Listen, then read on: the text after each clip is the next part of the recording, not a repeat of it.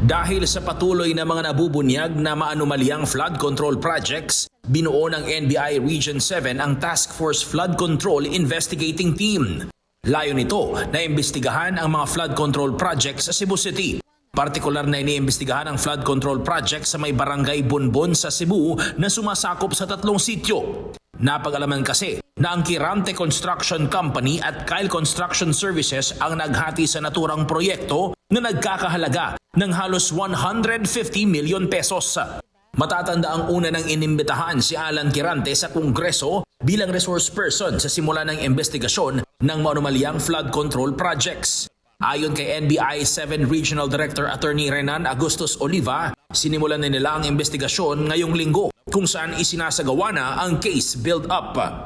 Dagdag pa nito, hindi lang ang flood control project sa Barangay Bonbon ang iimbestigahan. Titignan din ang iba pang flood control projects sa Central Visayas, maging sa Bohol at sa Dumaguete. Mula sa FMR Cebu, Clark Pasuit ng PRTV News, nagseserbisyo para sa Pilipino.